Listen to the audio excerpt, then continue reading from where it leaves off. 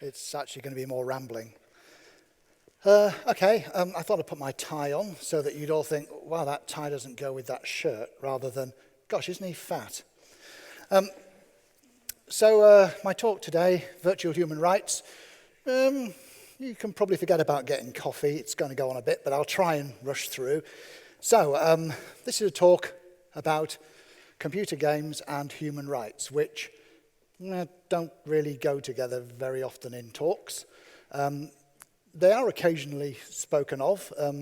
I have spoken about it at EU level and Council of Europe events, but that was like 8 years ago, and since then it's, oh, well, we've solved that problem, let's move on to something else.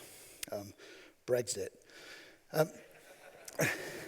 Anyway, the relationship between human rights and games, they're only just being explored, so a lot of this is open, and you can make up your own minds and you can decide for yourself. I'm going to point out some of the things which the relationship raises, some of the points that it raises, but none of these are actually fixed because I'm not a lawyer. Because if I were a lawyer, I'd be out in my yacht rather than here talking. Oh, here's a picture of a couple of bear cubs fighting. Now, the one on the right's kind of got the moves, but I think the one on the left's a bit taller. Anyway, when it comes to games and human rights, things to remember. Everybody has human rights, whether they play games or not. So it's going to come as a shock, but people who don't play games are human and have rights. The main purpose of human rights is to protect people from governments. That's what the laws were brought out at the end of the 1940s.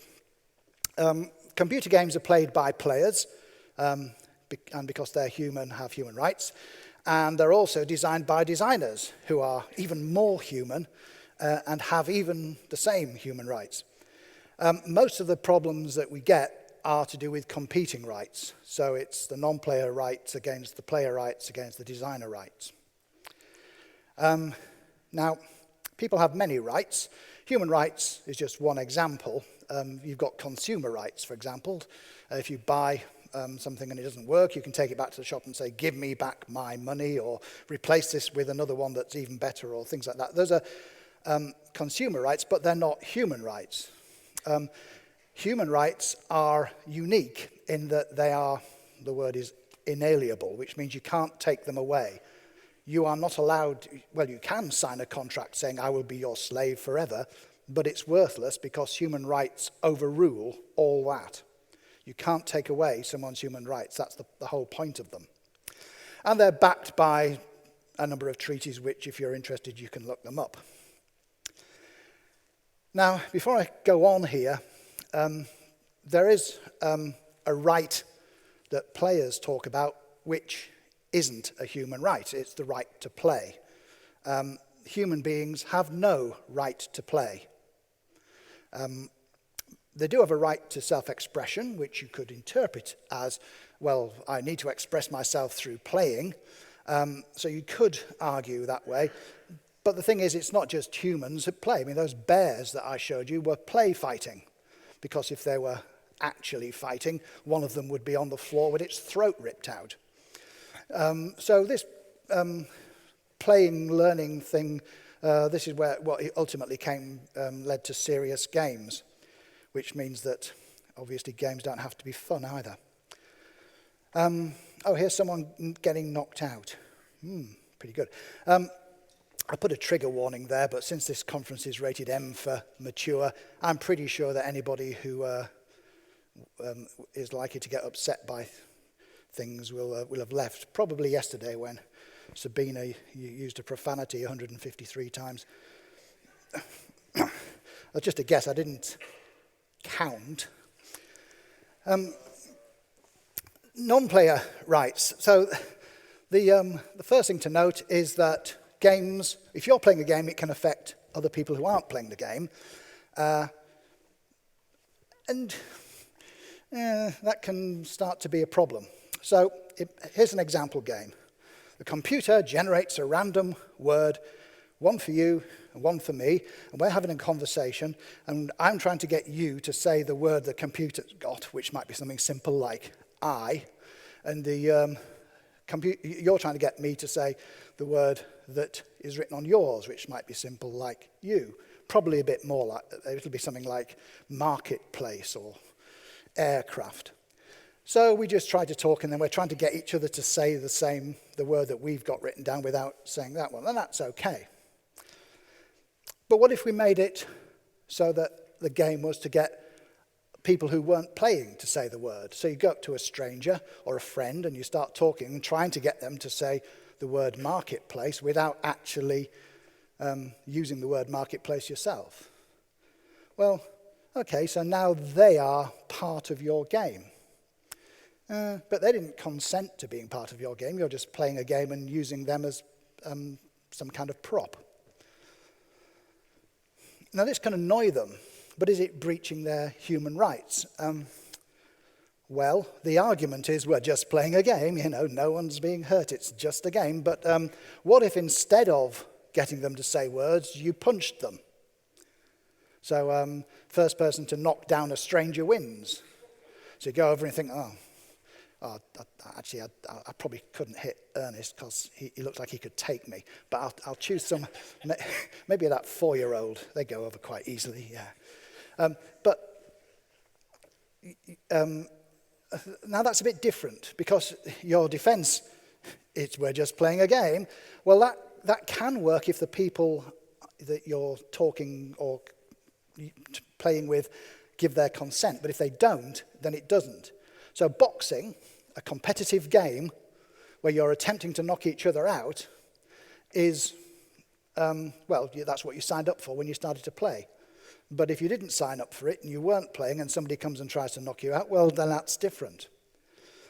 So games need consent of the players to be a game. If somebody comes and holds a gun to your head and says, let's play poker, well, you may be playing poker, but I'm playing try not to get shot. It's not the same game. Now, this introduces a concept which I assume you all know, the magic circle. Didn't used to be called the magic circle. That was just plucked from Huizinga's book by Salem and Zimmerman. This is the space within which players bound their action. And this context that it gives, the ludic attitude, is what psychologists refer to as a frame. Now, a frame includes a set of permissions to do things you normally wouldn't do. So, because I'm standing up here on stage, I could reel off a whole load of profanities, having just told you I'm about to do that, and you'd be just there saying, yes, that's fine. Whereas if I suddenly got up and started swearing, you think, whoa, who didn't get to sleep last night? There's an example game here, Darkroom Sex Game, which Danish game I came across a few years ago. This is where two people each have a Wii controller. So you get a man and a woman on the stage, and the man goes like this, and it goes, and the woman, and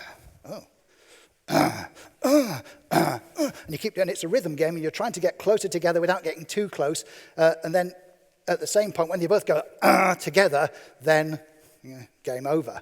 And that's how you win. Now, that's one of those things where the game was written to be a little bit embarrassing for people, because you're standing there playing a sex game, but hey, you're protected by the frame, so you're not going to step outside the boundary. But of course, you can extend the boundaries.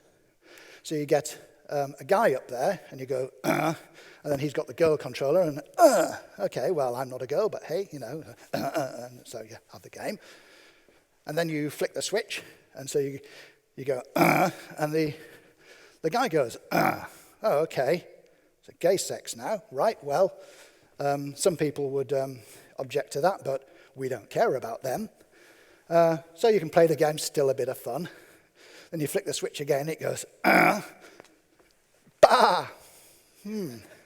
Okay, well, it's just a game. No real sheep have been hurt here. So you can still play it, and people are still, oh yeah, transgressing boundaries. And then you flick the switch again, it goes, and then it goes, mama. Whoa, not laughing now, are you? The Darker and Steps game didn't go that far because although they were trying to push boundaries, there are some boundaries you can't push, and paedophilia is one of them. So when you get a frame will protect you to a certain extent. And you can operate within that frame, but there are some things that if you overstep the mark, people outside the frame are going to complain. And there are some things that you yourself will not do within that frame of that protection. Frames aren't just to do with games, they protect many activities.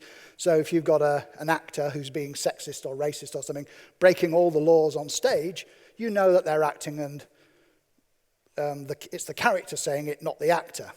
Of course, if the actor is well known for being sexist or racist, then that maybe add another dimension to it, but they're not going to get arrested for it on stage. Although there was a case once where an Indian actor is Muslim, and he and his wife were acting together, and he said, "I divorce you" 3 times in a play, and it counted, and they had to get married again. Anyway, boxing is an interesting game because you actually give up a human right. You're not supposed to be able to give up human rights. I said they're inalienable. There's the right to security of person, which means nobody is allowed to beat you. It's not no one is allowed to beat you without your consent. It's no one's allowed to beat you. No one's allowed to damage you. And yet in boxing, that's what's happening. So it's actually pushing a bit further than what the human rights laws say. So even though there's consent, really you should stop it there at that point. But it's not stopped, it's allowed. It's like as if society says, no, you can do that, which is a bit strange. See, human rights law would annul any contract. So if I said, just sign this thing here, I'll give you £1,000 if you let me beat you up, then you said, okay, and I give you £1,000. Well, actually, let's make it Swedish krona because a pound's worth next to nothing now. And then I beat you up. Then you go to the police and say, look, human rights abuse, and I'm in prison. But if it's a boxing match, strangely, that doesn't happen. So is it a general principle that people can opt to waive their human rights as part of a game? Well, shouldn't the people who aren't playing, or the state, have some say in it? Because people can play games that are actually quite dangerous. Russian roulette. Yeah, it's just like boxing, except you only ever really play a few times and then you stop. Now, society bans Russian roulette. You can't play Russian. Well, you can, but you're breaking the law. If you win, you're going to prison. If you lose, well, prison's the least of your worries. So the state should be able to stop you from doing that. Other people, if they are affected by your play, then they should be able to stop you too, surely. Here's a picture from 1945, American soldiers in Okinawa. There's a sniper in that church. I say church, it looks a bit of a wreck now. It could be Visby, actually, couldn't it? So, what if my playing a game offends you?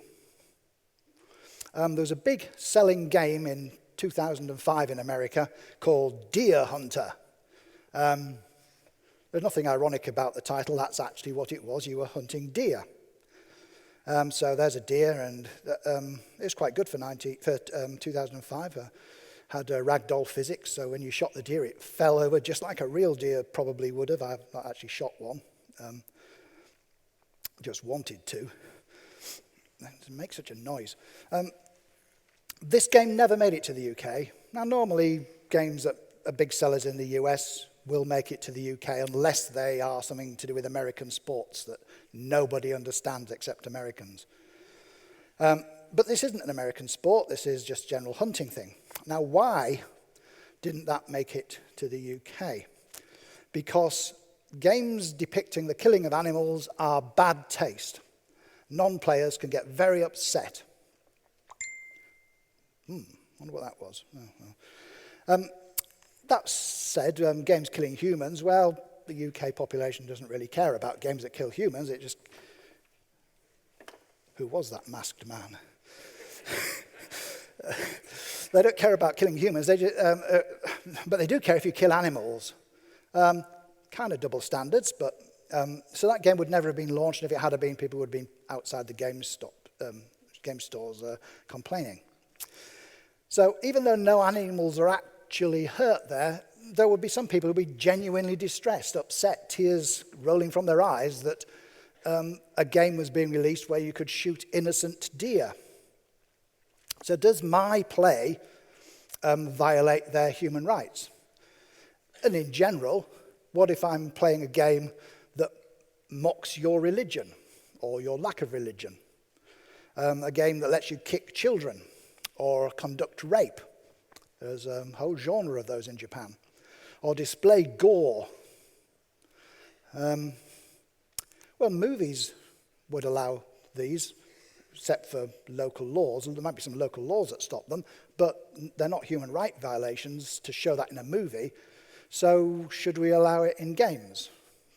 Surely by the same token that they're allowed in movies, they should be in games, freedom of speech. But it's interesting to look at how many games actually depict abuses of human rights. And there was this is a scene from The Sims.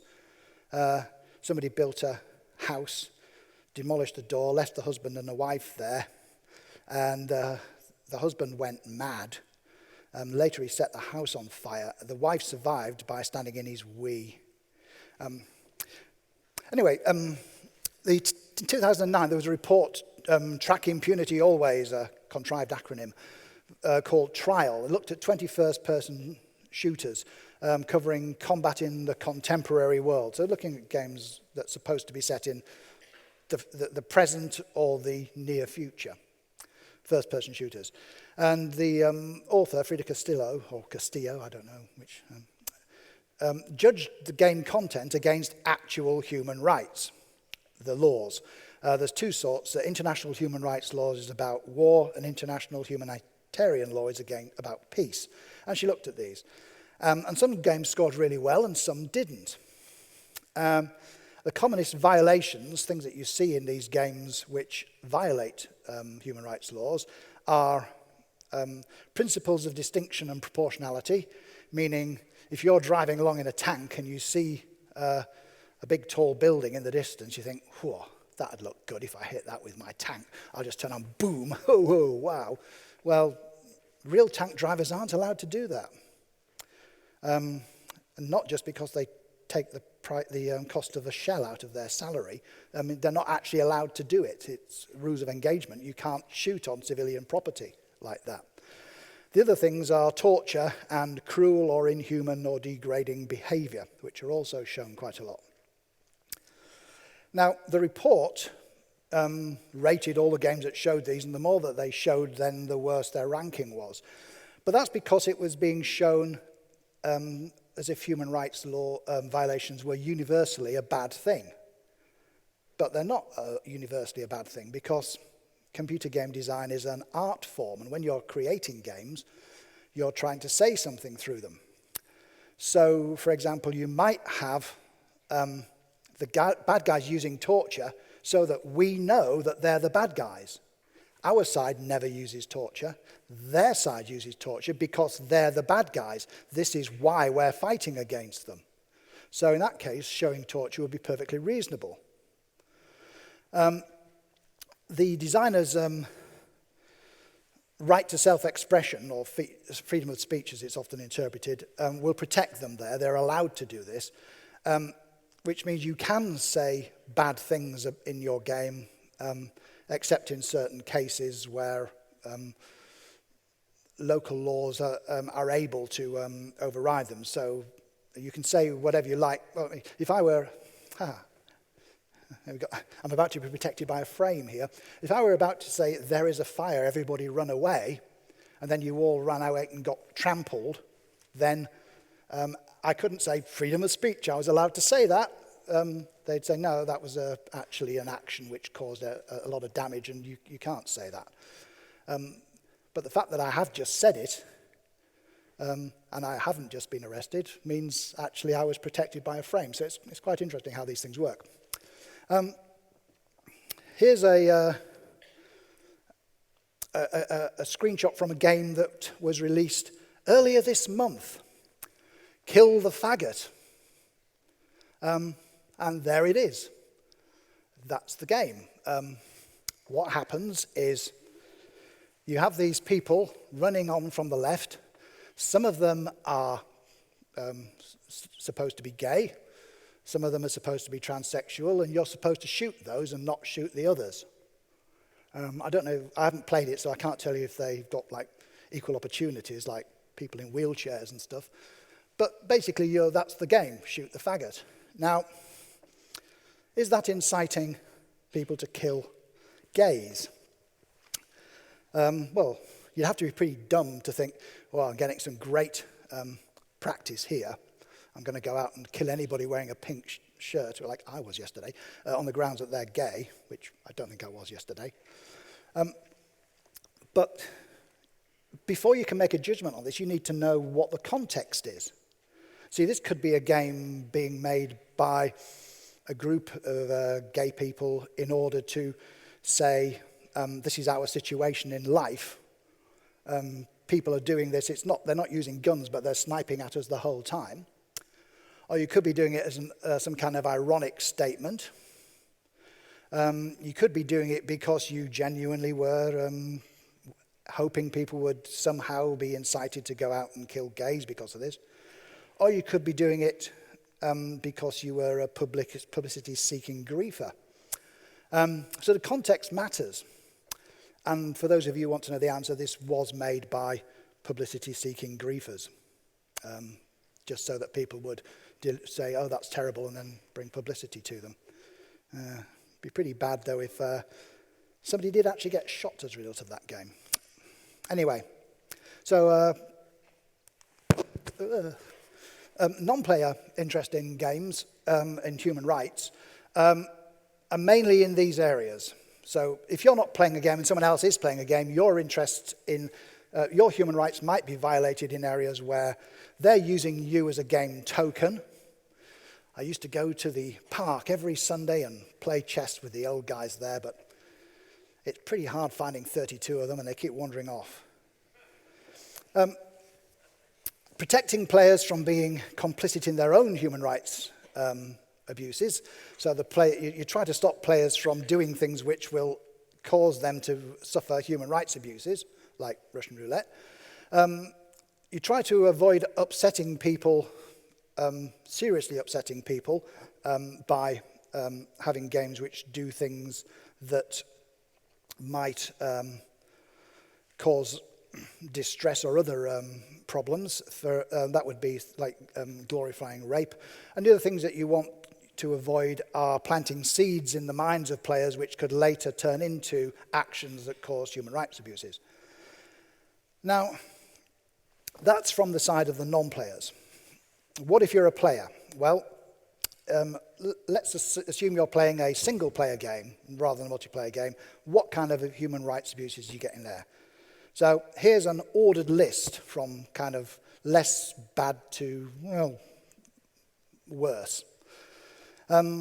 So the first thing is you might see something, but you can't stop it. So you're playing the game, and then the bad guy gets hold of somebody and tortures them in a cutscene.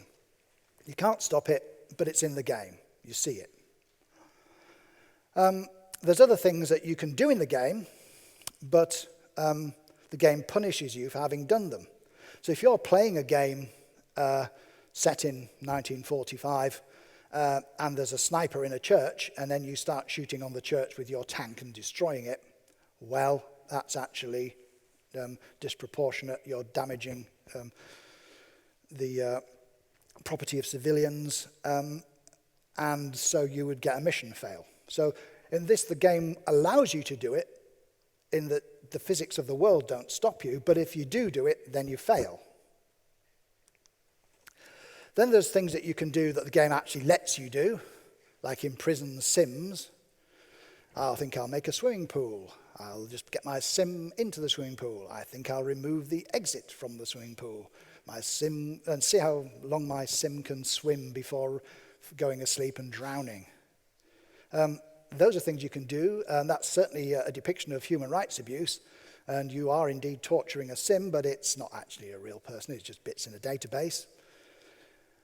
Then there's things that the game will reward you for doing. So you're playing some Death Race 2000 was the first game when this came out, where you get experience points for doing things like killing passers-by. So you're playing a game, and there's a group of nuns, they're worth quite a lot. I'll change the direction of my car and run them over, and now I've got more points.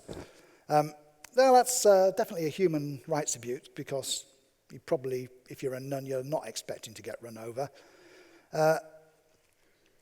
And if the game rewards you for it, then it's kind of encouraging you to do it. Now, it might be doing it ironically, or it might be doing it as a publicity stunt. We don't know. It depends on the context. And then there are things that the game actually requires you to do. So you're playing the game, and this hit me when I was playing Oblivion, Elder Scrolls 4, where if you get bitten by a vampire 3 days later, as in way long after your last save point, you turn into a vampire. And then you have to go around sucking the blood out of beggars to keep alive. Now, I didn't really like that. I didn't want to do that. And yet the game was making me do it. Now, in a single-player game, you can't abuse anybody else's human rights because, except for the people who are non-players, because you're playing by yourself. But of those other depictions, the only one that would actually impinge on your human rights would be the fifth one, where the game is asking you to do something that you don't want to do, or making you do something you don't want to do through playing the game. And if I don't want to do bad things, I shouldn't have to. And now this brings us to the relationship between players and designers. And of course, basically, you don't have to do bad things because you don't have to play at all. You're not forced to play. Yeah, you can complain that I bought this and wasted my money because it made me drink the blood of beggars, but no one's forcing you to play beyond that point. Now, there is a problem here in that when you start to play a game, you don't know how it's going to end, because if you did know how it's going to end, that would be a spoiler for the game. So the players want to be able to figure things out. They don't want to be told everything, absolutely everything that's going to happen before it happens, because that spoils the game. So when you start, how do you know whether you're going to be asked to do bad things or not? Well, designers create a set of general expectations of where the boundaries are going to lie, whether these are moral boundaries or genre boundaries, or boundaries in gameplay. So if you start playing a game and you think it's a first-person shooter and then it turns into a boring strategy game, or vice versa, well, come on, you said it was this kind of game and it's not. So you've got to give people the right expectations. Then you promise to players, covenant with them, that even though you don't know what's coming up, you're not going to cross the boundaries. There is some possibility to allow some, as in, we'll let you cross the boundary, but then we'll punish you for it just to show you where the boundary is. So you do get that sort of thing occasionally. And if you break this promise, then that may be a human rights abuse, but then it may not be a human rights abuse. Depends on what the effect is on the player. It's not just games. Those of you who saw the first 3 Indiana Jones movies and went to the 4th one expecting it to be about some kind of magic spiritualist thing, and then it turned into science fiction at the end, you'll think, you broke that genre there. I didn't want to see a science fiction alien thing. You bastard. What have you done?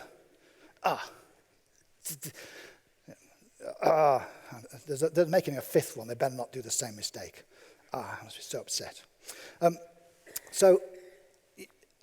not upset enough to need psychotherapy, but you can imagine games where if people were playing a game and then suddenly they were asked to commit an act of rape and they had been raped in real life, there would be trouble. Because that could really be, you should have mentioned that. Now, If you're not playing freely, you're not playing. As I mentioned earlier, there's a consent issue. But there are other ways to stop people from playing freely. You can use cheap psychological tricks, that's the actual technical term we use, to make a game addictive. Now, would that be a human rights violation? You deliberately trying to make a game addictive so that people won't leave or they'll have to pay you money. Sounds like it should be a violation. However, the gambling industry and gamification get away with it, so it probably isn't. It needs to be taken to court to find out, and the gambling industry pays so much taxes that I expect that they'd win. This is Colditz Castle in Saxony. It's a prisoner of war camp in World War II. Don't know if you know about World War II in Sweden because you didn't take part, but anyways, 130 escapes, 36 escapees made it back home. The rest were either captured or a few of them were shot. Now, game design is an art form, and it allows designers to present political views through the gameplay and through the fiction. Here's an example, standard fantasy world stuff. All elves are aloof, nature-loving, aesthetic. They go out and hug trees. All dwarfs are gregarious, outgoing. They drink a lot of beer. They're boors, and they all speak with Scottish accents. Now, yeah, you play the game, but this is actually saying something. This is endorsing a view that race is something which people have, and it's perfectly fine to stereotype people on it. So when you see those dwarfs, you think, come on, where's the dwarf who's the book-reading dwarf? Where's the nerd dwarf? Where's the dwarf who is teetotal, doesn't drink alcohol? Or where's the dwarf that drinks wine? And where are the half-elf, half-dwarfs? Is that what humans are? So you get this thing here where it's, suddenly you look at it like that, then, well, actually, this doesn't sound all that great. It's a form of discrimination. But this is a subtle form of discrimination that most people don't notice, but designers can be more open. Here's an example. The trader Malachi in Tale of the Desert would only trade with male characters and was rude to female characters. That's characters, not players. There was going to be another trader a month later who would only trade with female characters and was rude to male ones, but the outcry for this was so great that Malachi was pulled and the next one wasn't implemented.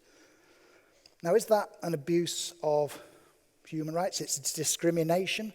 Well, is it discrimination? Who plays female characters? Well, most of the female characters you will see in a typical MMO are being played by men. That's because there's a much smaller number of women who play the games.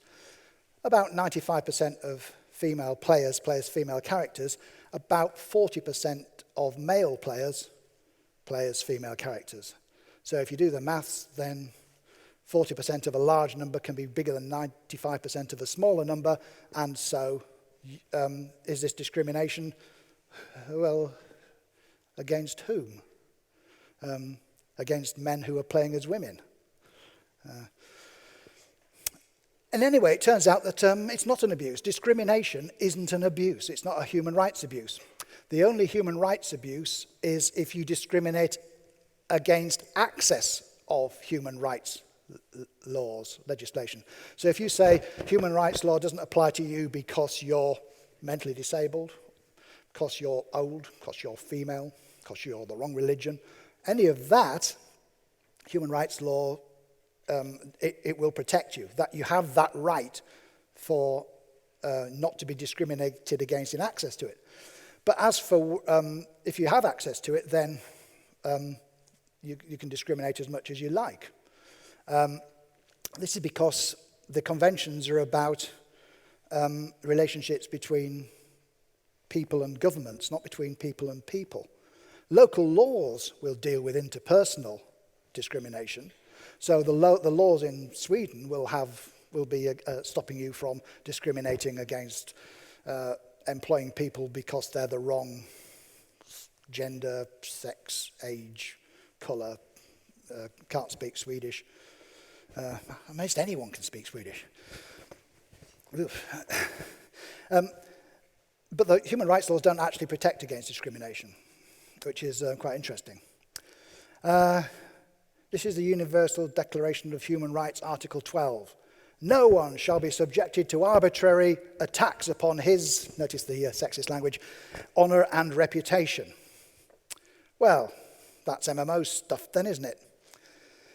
Because that happens the whole time, people bad-mouthing, back channels, banter. Human rights conventions protect people from governments really well, but from each other less well.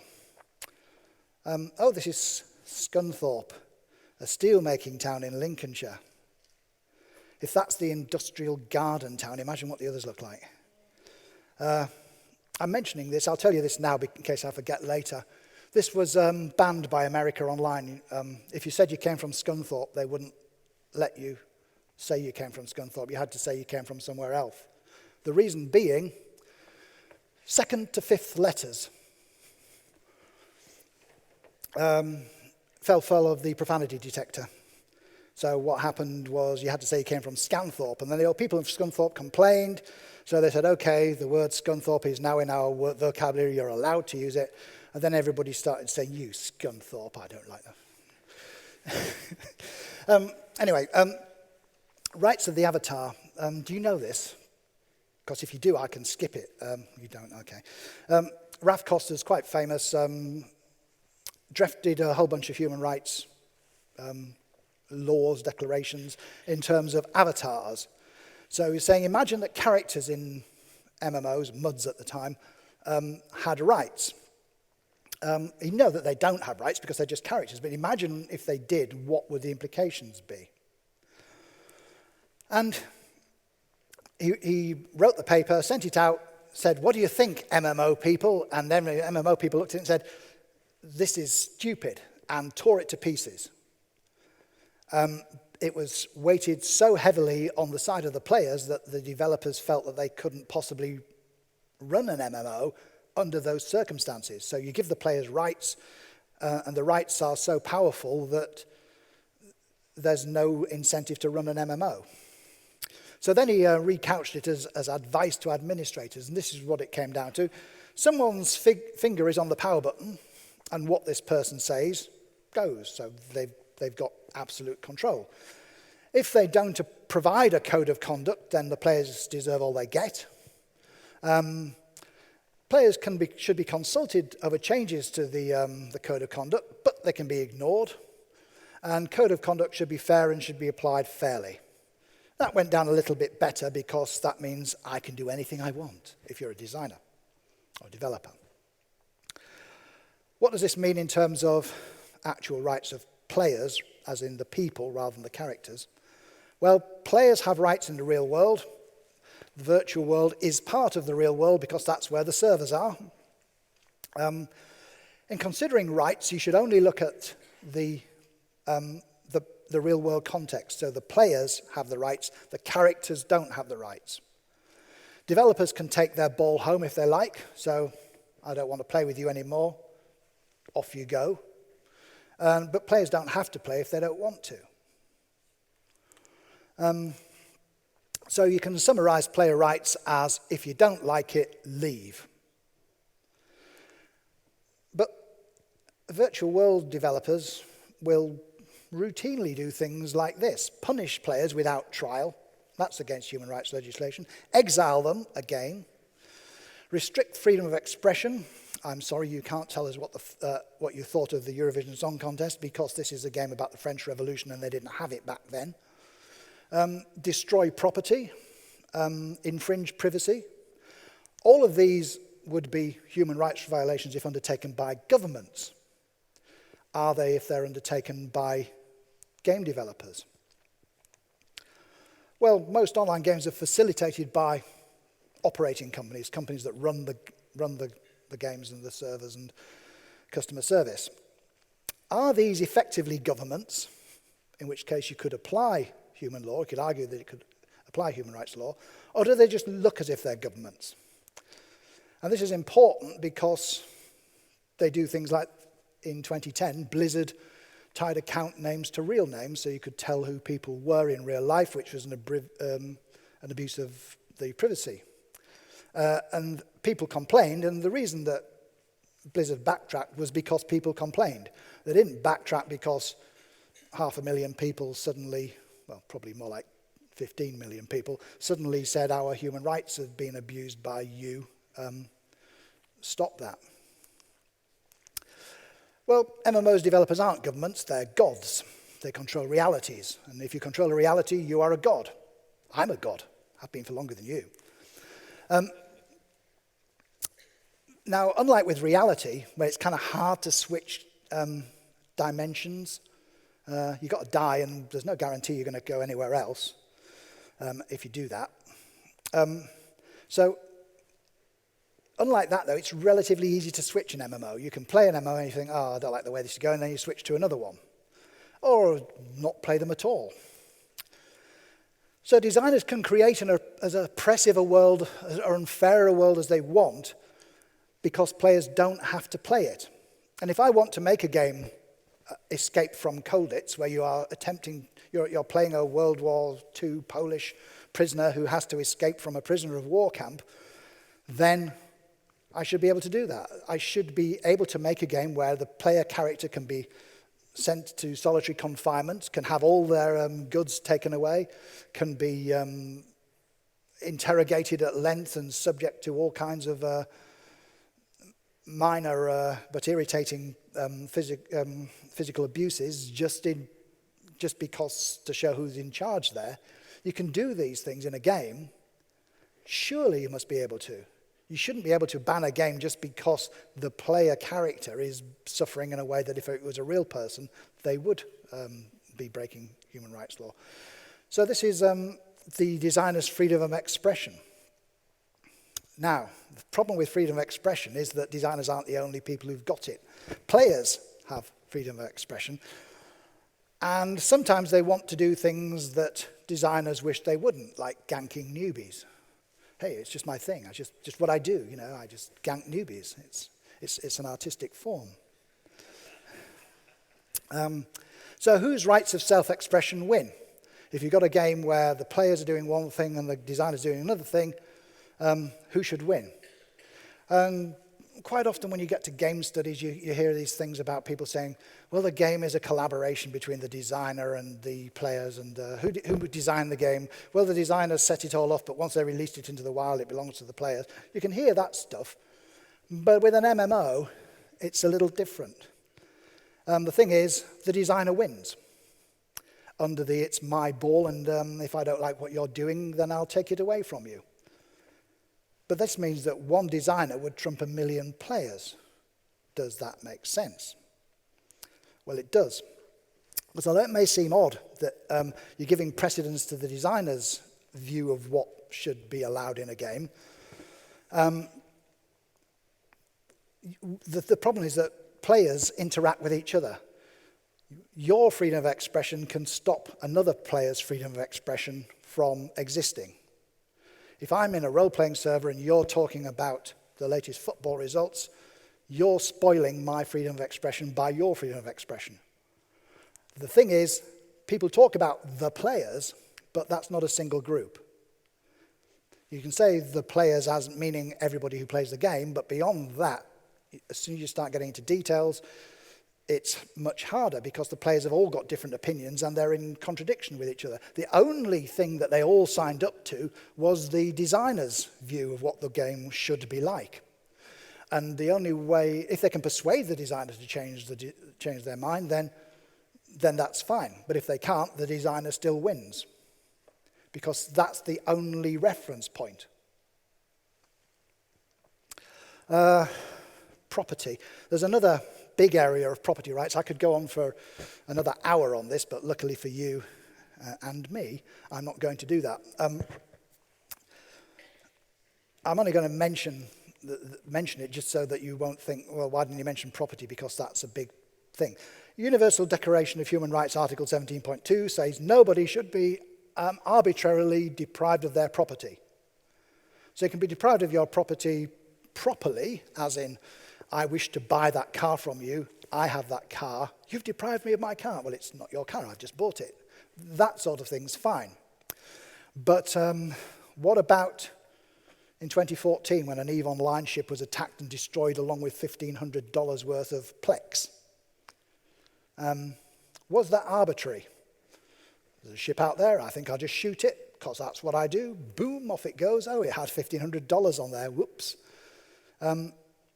Is it indeed property? Bits in a database. But then so are bitcoins. So is actual money.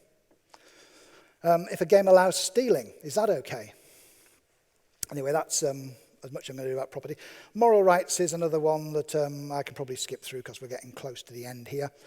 This is to do with if you create an artwork, nobody gets to change it for you. Nobody gets to display it without your permission, except if you create an artwork in a virtual world, Second Life, something like that. Everybody who sees it is seeing it streamed at them the whole time, multiple copies. So there are issues there under human rights law. Not in America, though. They didn't sign up to that part. There is a possibility in the future we may have issues. Can non-humans have human rights? What, like chimps? No, I don't mean like chimps. I mean like if you create an MMO with an AI controlling the characters, so sophisticated you couldn't tell them from other players, shouldn't they have human rights? And that means that if you start killing them in the game, you're actually breaking someone's human rights. They're not human, but they have the same rights. But then again, they only exist because you made them to be killed. So is never existing preferable to death? This is the vegetarian dilemma, isn't it? It's the, if we don't eat meat, well, no one grows cows, and then we don't have any cows, and then I've just killed all the cows. Anyway, I've covered lots of things here. None of these are heavyweight human rights issues. Nobody is being dragged off in the middle of the night and thrown into a gulag in the middle of Russia over this. But there are many small human rights abuses happening the whole time in games. Many, many people. Small abuses across lots of people. And you get to decide what your stance is on these issues. They're undecided. They're not, there haven't been court cases about this. So if I've said things and you think, well, I don't agree with that, I don't like that, well, that's good because that means we can have some debate about it. And the more we talk about things in advance, the better it would be a court would be able to understand it if they had to rule on this kind of thing. Here's an example, is depicting human rights violation itself a human rights violation? Am I, by showing that people can violate human rights, am I violating your human rights in some way? It's encouraging people to violate human rights. Should Scunthorpe be renamed? No, it should be demolished. So there are a few guiding principles which I've established here and which are kind of well known amongst games developers, if not amongst lawyers. It's always players that have the rights, not the characters. Players who consent temporarily to giving up a human right will not like it if you, a do-gooder, come along and tell them that they can't do that because their human rights are being abused. Yeah, I know my human rights are being abused. I don't care because it's only for 30 minutes. And I'm having fun. Asserting rights may be self-defeating. If you've got a game and you say, well, this guy's going to come in and start preaching because he's got a right to be a preacher, and so he's going to come in and he's going to start talking about things in this game, and you really think, this is supposed to be like a racing game. Why do I have to listen to this guy telling me that I'm going to the fiery hell damnation? No.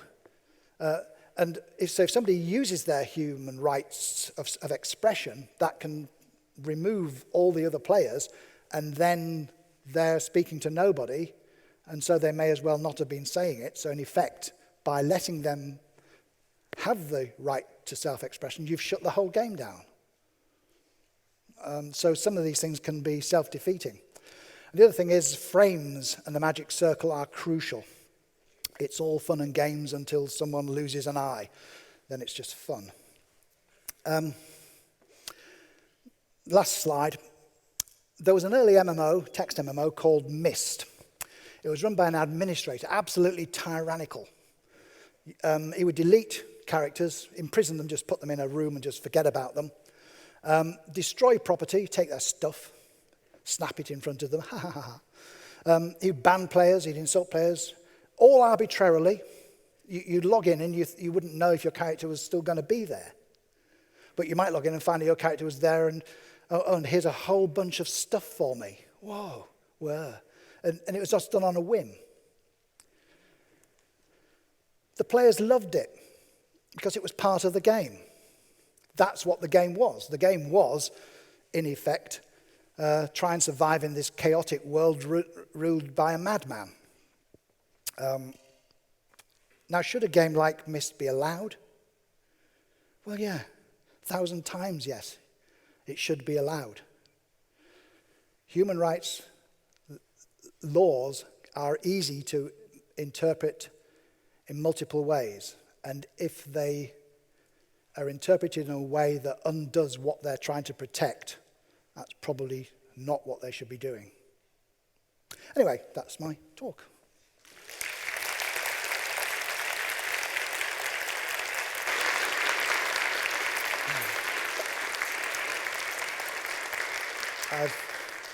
I've got some time for questions for those of you who managed to stay awake for a section of the talk. There's somebody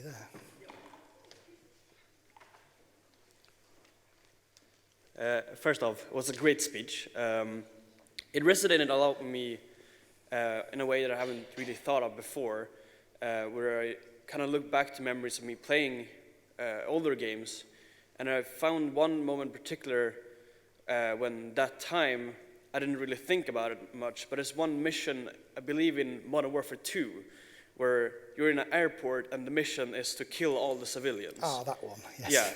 Yeah. And it kind of shook me now when I started listening to all this, that it's something that it was in a part of the game where you got caught up in the story, and at that point you have to get through that mission to continue with the interesting story. And is it okay for game developers to make a game that kind of gives you like a deep dive into the story, and then it gives a standpoint where you have to make a decision that you may not like, but you have to make it in order to progress in the game? Or is that a thing like, I don't know how to phrase the question. Yeah, so the question is, if you're playing a game and you're asked by the game to do something that shakes you out of the magic circle, is that something that should be allowed or not, or is it a human rights abuse or not? Well, it comes down to what did the game developer promise? What was the boundaries of the game? If they said this is a game that's a hard-hitting, realistic, you're playing the Russians, and you're having, if you reveal yourself, then the whole mission goes. Well, these are actually things that do happen in real life. You get the case of the deep undercover police officer who suddenly finds that he or she's being asked to take part in a terrorist mission, and they're going to have to kill real people. And if they do kill the real people, then they've actually broken the law. But if they don't kill the people, then loads more people are going to be dying because they've managed to save so many in the past. So I would say that if it's in the context, it's okay. It's when it's not in the context, which that happened in World of Warcraft at one point when you had to torture somebody. This is in the expansion. Oh, I can't remember what it's called. Which one it was? It was basically the one with the Vikings and all that stuff. What was it? Anyway, years since I played it, for 227 days / elapsed time. But what happened was there's this. Well, these people have captured one of our priests here, and I'm a Kirin Torah or whatever they're called. I'm not allowed to torture them. So how about I just leave this pain stick, neural needler, on this table, and then I go and look at these books, and then maybe you could find out. And so it's saying, okay, so I have to go and zap this person until they talk. That's torture. I really don't want to do that. And so I complained about that. Plenty of other people didn't even notice it was there. And I got death threats over that, but as you can see, they didn't work. But that was against, I mean, so if I was playing, as I was playing Alliance, sorry Hordies, but if I'm playing Alliance, I'm expected to have, like, at least follow the Geneva Conventions. I'm not expecting to have to torture people, and that was not at all ever flagged up. Now, if the game you were playing, which is, that was put in deliberately, the designers knew full well what they were doing with that. That was done deliberately. I think that probably is okay, because it was put there to make you think. And I think there was a way out of it where you could have pulled out, and it didn't turn out as bad as you were led to believe. But still, it was well known. A lot of players did get jarred out of their magic circle and didn't like that because you want escapism. Yeah. Okay. Yeah. Thank you. Right.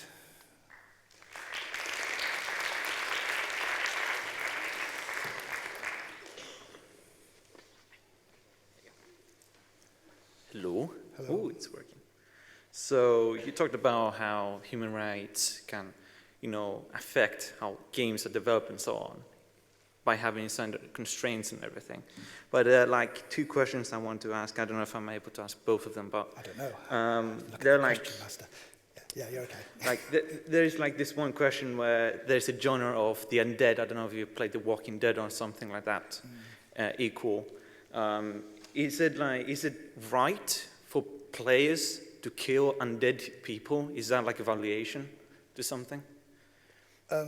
So the question is it right for players to be, their characters, killing undead characters? Yeah. Well, one of the principles of human rights, this kind of overrides everything else, is the right to self-defense. So if you're being attacked by zombies and you can't disable them some other way, then yes, killing them would be fine. In the same way, it's not just zombies. If it was people, if it was bears, then destroying them would be fine because it's self-defense. And that will usually work for everything. If it's a case of let's go on a zombie hunt and the zombies are all out there trying to eat hedgehogs, and you say, well, there's one, bam, bam, and they'll never get up our steps, we're safe. Well, that sounds a bit more callous, but unless these things are coming to you and negotiating and saying, look, can you stop trying to kill our people? Well, they're probably not what you'd call sapient. They probably wouldn't have, therefore, fall under any kind of human rights or otherwise. So you're pretty well going along there and taking a baseball bat to them. And the second question is about terminology that a lot of people use in mobile genre games such as League of Legends, and it's called toxicity, where people just blame each other blindly. Is that right? Can people just constantly blame each other? Okay, so this is the questions about toxicity in games like League of Legends, where players are verbally vicious to other players. Well, they are allowed to do that under human rights law. You can pretty well say that to people. Of course, it means that if they carry on, then the game's only going to have people in who like being toxic or like having toxic things done to them. So the game developers would want to stop on it. The operators would say, well, we don't want you doing this because it's costing us customers. So we'll make some changes, and which they have done. And it's really reduced the toxicity by using more cheap psychological tricks. But but there isn't actually any, even threatening somebody with death, if it's a non-credible threat, isn't a breach of human rights. If I say I'm going to kill you, well, call the police. They're not going to come and arrest me because I just said it in a frame. So I'm okay. And if you can argue, well, this is just a game and this is just a trash talk we have against anybody who's not male, then, well, yeah. They're breaking all kinds of local laws, but they're not breaking any human rights laws because they've got that right to self-expression. And it might be that the person they're talking to really is a dick and really should be not playing the game, and just because I'm saying that to you shouldn't mean I get kicked out. Just if I say it to everybody, I probably should be kicked out. Yeah, that answers everything. Okay.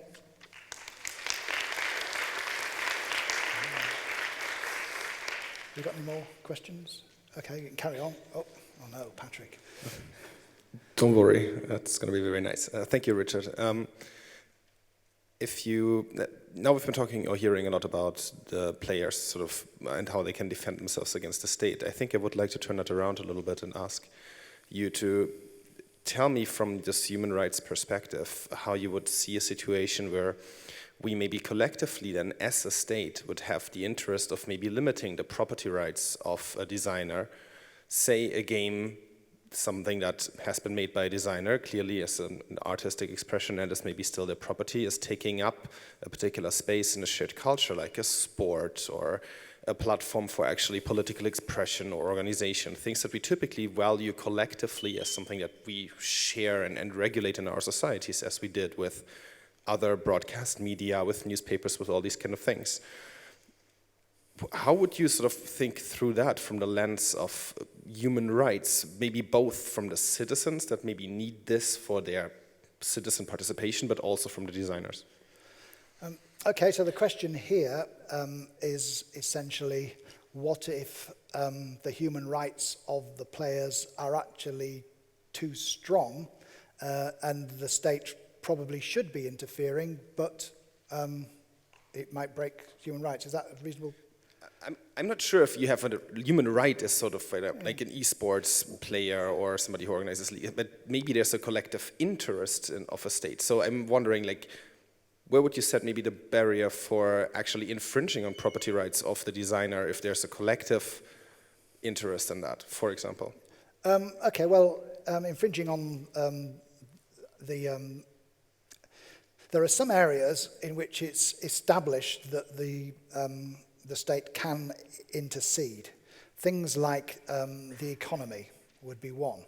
So if people start playing Second Life and build up a whole load of Linden dollars and they start ordering pizzas with Linden dollars, then they start buying houses with Linden dollars, and if eventually they never use real money, they just use Linden dollars, then you can see where the state might say, you know, we want to tax some of those Linden dollars. That's not arbitrary, that's actually, you know, proper, thoroughly thought out. Then things like that you can do, and Bitcoin, you can see that not lasting much longer, especially if the CIA give away the decryption code.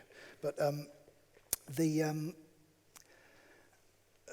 for things like cultural ones, well, cultures are made in smaller groups, and it's only if the culture that's developing in the game is going to impact on wider society negatively that a state would be within its rights to say, you know, you guys there who are all talking in your game terms about, or you're practicing in the game running through a train and stealing everybody's money. Well, you know, that's actually looks as though you're practicing to do it in real life, not in the game, and there are things that we can stop you with that there. With culture coming out of things like esports, I don't see a problem with that. There isn't even there's the usual pushback you get whenever there's a new form of media arises. There's no panic over esports. It's not, oh, all our children are going to go off and watch esports when they should be watching soccer matches. that doesn't seem to be an issue. You do get the moral panics for any new technology, and games are still suffering, but social media is taking some of the heat now. And it does depend on the local cultures, because what might be deemed awkward in one country isn't deemed awkward at all in another country. Here, nobody thinks games are addictive. In the UK, nobody thinks the games are addictive. In the US and Germany, people, they have an addiction thing, but they're mainly interested in violence, games causing violence. These are things which will disappear as older people die. And then the new people who've grown up playing the games replace them and get worried about something else, VR or something. Thank you. Oh, okay.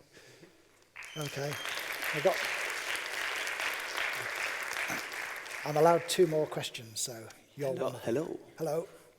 So recently in a virtuality game, a virtuality archery game, there was an incident where a player was sexually harassed by another player. You don't say. And the player told this to the developer, which then shockingly started to try and implement fixes for this. But as we're moving towards virtuality and a more world that mirrors our own, where can we say that I should go to court with this? Where does the game stop being a game in that sense? Because we can obviously see here that it's closer to the real world equivalents. But things like this have been still happening ever since MUDs and such. Yes, rape in cyberspace. So the question is, will virtual reality make things even more complicated? And the answer is pretty well yes, because it's difficult to... One of the ways that laws work is you tend to have a single individual who's responsible. And you can't always say that there is a single individual responsible. It's the combination of what individuals did that's responsible. And with VR, yes, if I'm in VR and I do something which causes real-world damage, but I didn't know because I couldn't see the real world, well, that's one problem. If I'm in VR and I go along and molest another character in VR, believing it not to be a human, and they are a human, and they don't like being molested, well, okay, that's another issue. But then there are VR games which are all about molesting, typically females. So you go along and, squeezy. I mean, you see the pictures of people at computer shows who are basically fondling avatars. And they're in the VR headsets and they don't realize everyone else is watching and going, oh. But when you have that combination, it is an issue. There's a case, this is a thought experiment, not an actual thing, but it's there's a guy who somebody wants to kill, and he's about to go across the desert. So the guy's wife poisons his water supply. But his son also wants him killed, doesn't know that his mother's poisoned the water supply. So while the guy's walking across there, he shoots his water supply. So he's going to die of thirst. Now, he's going to die whether the son shoots or not. Is the son guilty of murder, or is the wife guilty of murder, or is she not guilty of murder? And, well, really they should both be going to jail, not just for attempted murder, but for actual murder. And it's like that with VR, where you get should I blame the designer for not having done it? Should I blame the person who laid out the room so that they let the cat in and I trod on the cat? Should it be a problem for for me because I should have realized that the effects I was having in the virtual world were going to be impacting on somebody else, and there wasn't a collision box around this person, so they're okay to be molested, but there was around then, so I shouldn't. And we can see that there's going to have to be a corpus of decisions made. Probably come out of America because, or the UK, because typically they work by precedence. So basically, if the law doesn't say you can't do it, you can. Whereas in continental Europe, it's more the other way around, where if the law doesn't say you can do it, you can't. And that means that there'll be a lot of things happening. Cases will go to court. There'll be some case law which says this is why we decided this, and then ultimately there'll be an actual laws made. But they will be informed by human rights law, because that's what dominates all the other laws. It's like the meta law.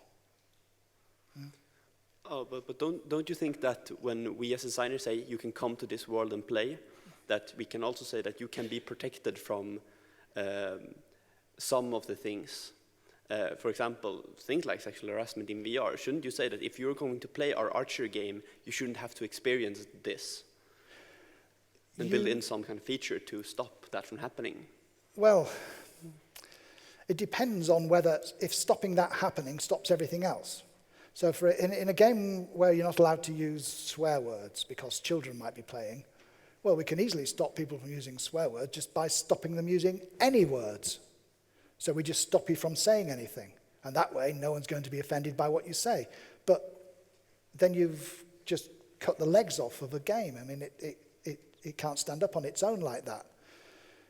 So you have to have that in. And you can put in protections and things, and you can checks, but you still get people who are going to start using words like Scunthorpe as a swear word.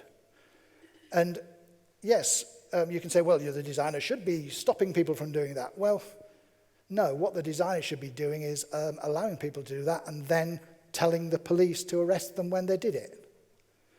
Otherwise, it's like, well, God could have stopped me from molesting you, but he didn't. So clearly it must be allowed. There's a physical world, and if you put in too many constraints, then you can spoil what else you get, the freedoms you get for other reasons. So just because the designer could stop you doesn't mean that the designer therefore must stop you.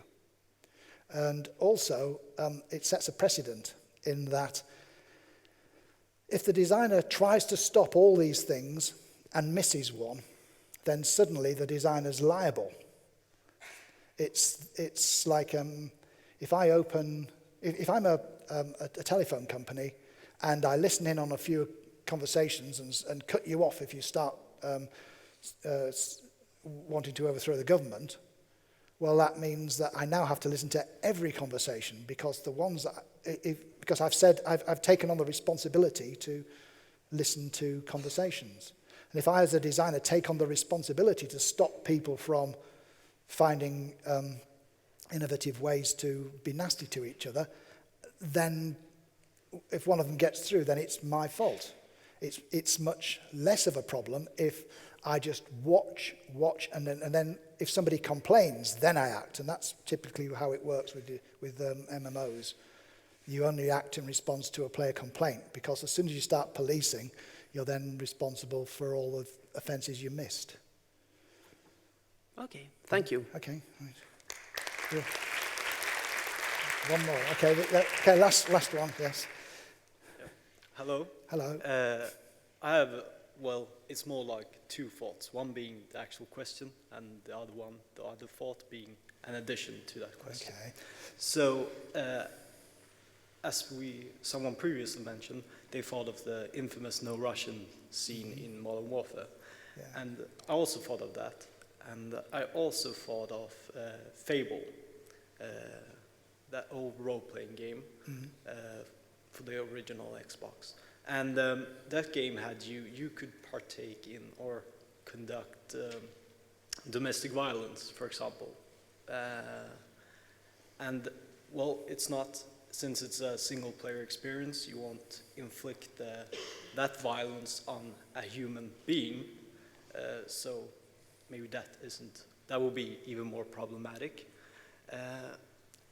But then that thought brings me to the actual question of, I always think of how movies depict violence and can depict all kinds of acts that impact or infringe on the human rights or touch human rights questions.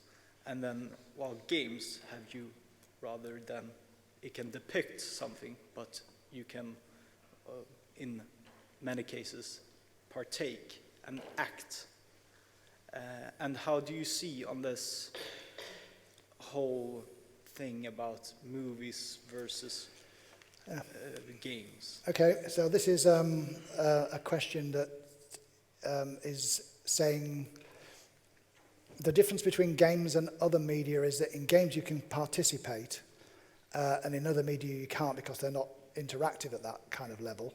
So should there be different standards for games than for other media? Is that a fair way of putting it? Just your general view. Okay, well,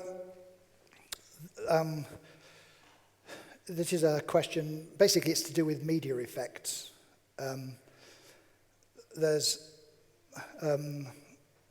Media effects came out of 1930s studies by German psychologists who were trying to understand what it was that, how come the Nazis were being believed by people.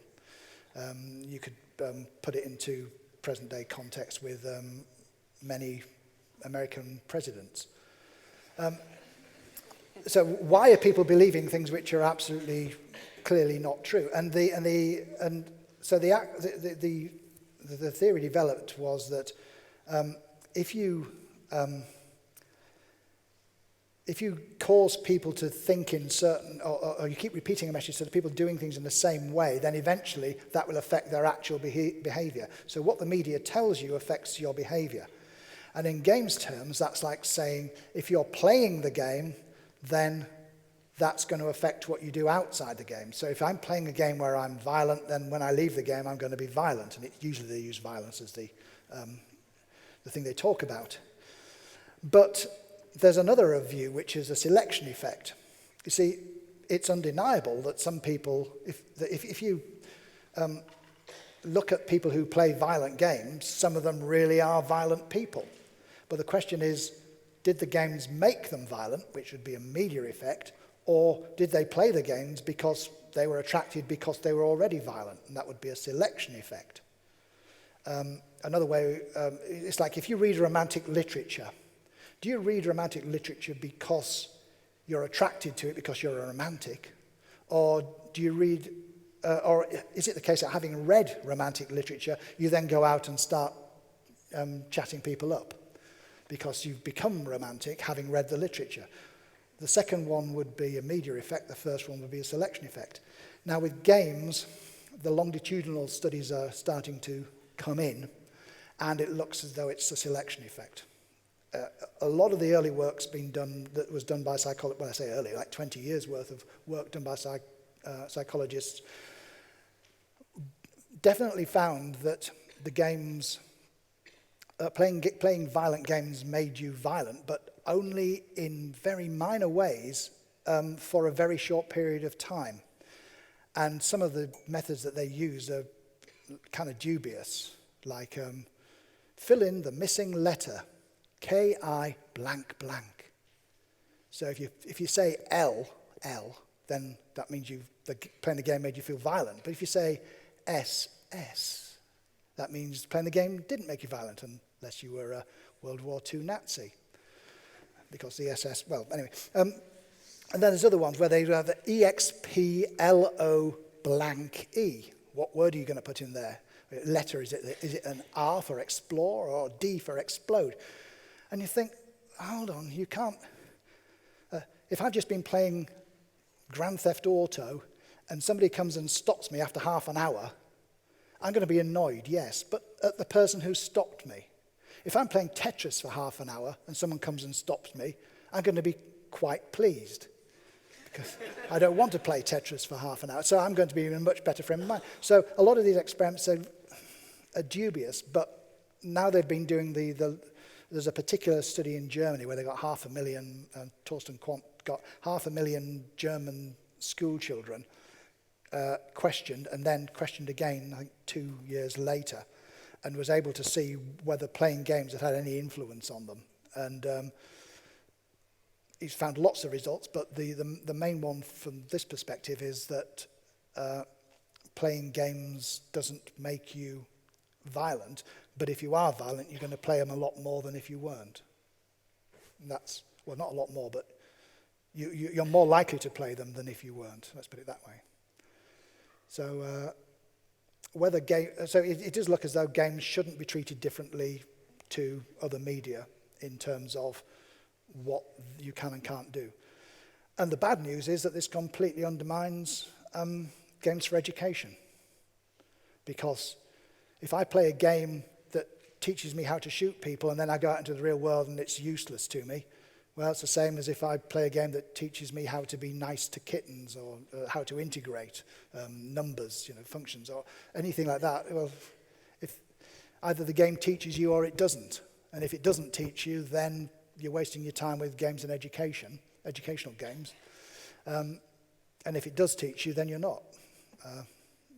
Educational games, really good at teaching high-order theory, really good at teaching facts, useless at teaching skills, and skills are what you try to teach people with games. So, anyway, sorry, that's a different rant. Does that answer enough? Yeah. Yeah, Thank okay. you. That's it then, I think.